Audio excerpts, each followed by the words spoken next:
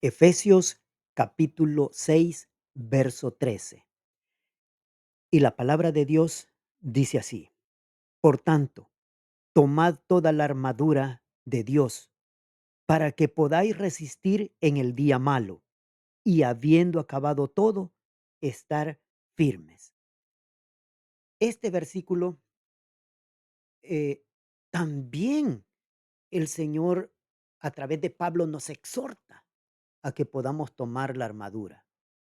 En el versículo anterior de este capítulo o de este versículo que estamos leyendo, hablábamos acerca de una lucha que no es contra sangre ni carne. Y por ende, Pablo nos estaba exhortando a nosotros a que tomáramos la armadura.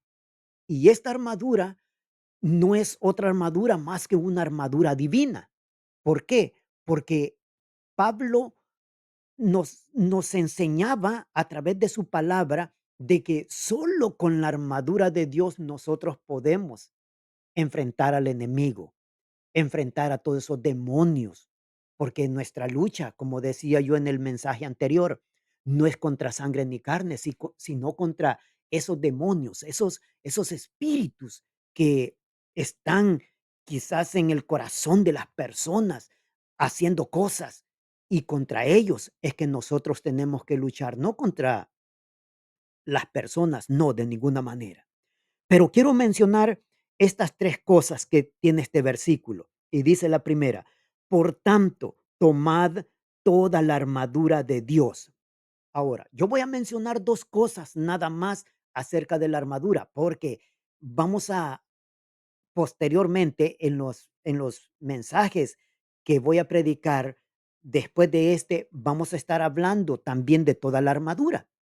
Ahora, pero yo me voy a basar en 2 cosas nomás para que nosotros podamos tener, eh, la seguridad de que con esas 2 cosas nosotros podemos enfrentar al enemigo. ¿Cuál es la armadura de Dios que Pablo nos estaba mencionando que tomáramos? En primer lugar, hermano, la santidad. En segundo lugar, la palabra. ¿Por qué digo estas 2 cosas? Porque nosotros, para poder vencer al enemigo, necesitamos la palabra de Dios. Y la palabra de Dios nos va a llevar a la santidad. Si nosotros recordamos el pasaje de Mateo, cuando el Señor estuvo en el desierto los 40 días, cuando Satanás se le presentó, ¿cómo lo derrotó el Señor a Satanás? Lo derrotó con la palabra de Dios, diciéndole en primer lugar, no solo de pan vivir el hombre, cuando el enemigo le decía de que convirtiera las piedras en pan. Así es que siempre él en 3 ocasiones el enemigo le menciona que haga algo, pero el Señor siempre le decía que con la palabra era que podía vivir él y vencer cualquier otra cosa. Ahora, nosotros también podemos vencer al enemigo con la palabra.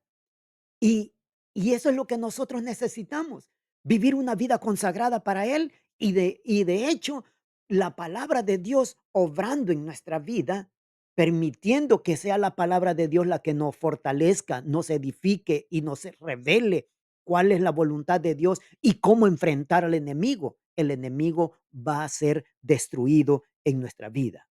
En segundo lugar, dice, para que podáis resistir en el día malo. Los días malos siempre están a la orden. Siempre van a estar allí los días malos.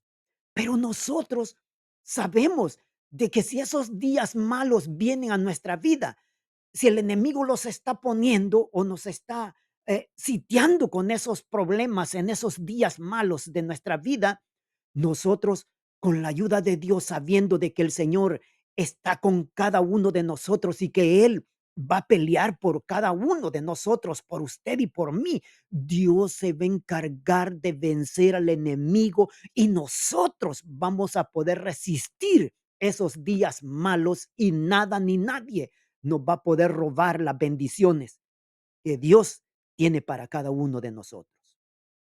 Dios es fiel. El Señor nos ama y Él tiene el cuidado de cada uno de nosotros porque su fidelidad es para siempre. Él ha prometido estar con nosotros todos los días de nuestra vida.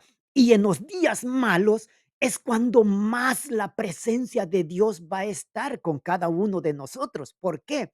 Porque el Señor ha prometido defendernos y protegernos, cubrirnos con su gloria. Él va a estar siempre peleando la batalla por usted y por mí, porque la lucha no es nuestra, sino de Dios.